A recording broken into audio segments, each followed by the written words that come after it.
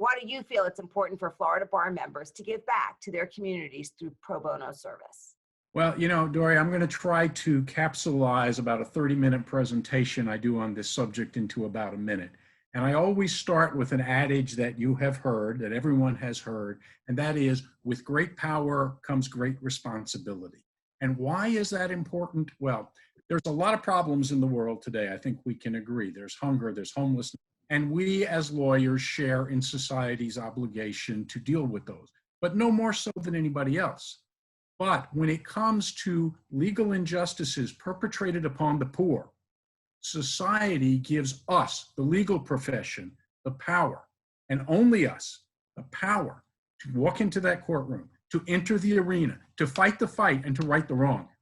And that is truly a great power. And it is a power that puts on our profession the responsibility to exercise it and to protect those rights.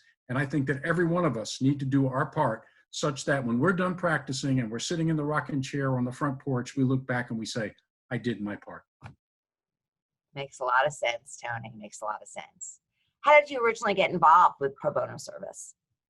Well, I think the catalyst for my passion in pro bono came in the early 1990s when I became the chief appellate counsel for the Broward County Attorney's Office. And I worked for a county attorney who was a visionary, John Copeland, who unfortunately is no longer with us.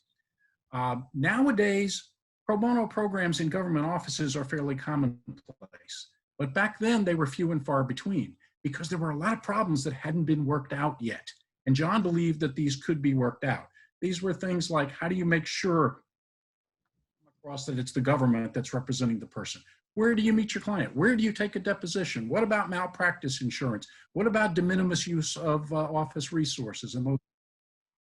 And John and I and other members of the office worked together to put together a program that became a model for other programs and other offices throughout the country. We wrote an article in a national magazine. We appeared throughout the nation at gatherings of government lawyers, and that lit a flame. It lit a passion inside of me that has guided me over the following decades and that still burns inside of me. Well, we're so lucky that you found that passion. I know I am grateful for it. I know so many people that you've helped are grateful for it.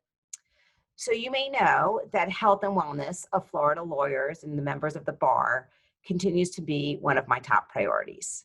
Do you have one health and wellness tip you can give the bar members that are listening today? I do, and this came about by kind of a surprise to me. It was like last April, and I was being interviewed for an ABA publication.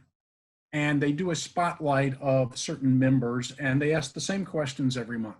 And the questions have to do with, tell us about your career, its highlights, what you would do differently, what did you expect when you left law school, how does it turn out, what would you tell people going to law school today, how has the profession changed, things along this line. In normal times, I would have set aside a half hour or so, I would have put together some answers, I would have sent them in, they would have been adequate. But this was April or May, I was at home because of the pandemic, I wrote something and then I thought about it and I let it kind of bubble around and I went back and I made changes and I made additions and I thought it through. And it was a very instructive process. I learned a lot about myself.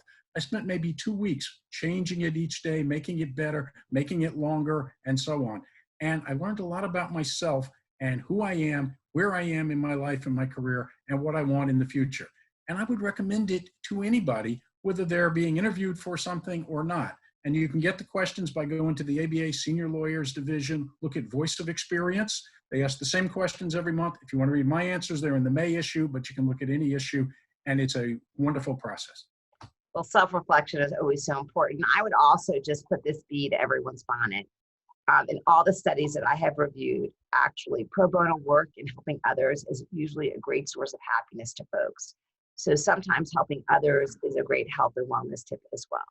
But thank you so much, not just for meeting me here today and giving me this interview, but for all that you've done for our community with your pro bono services. Happy to be here. Thank you for inviting me.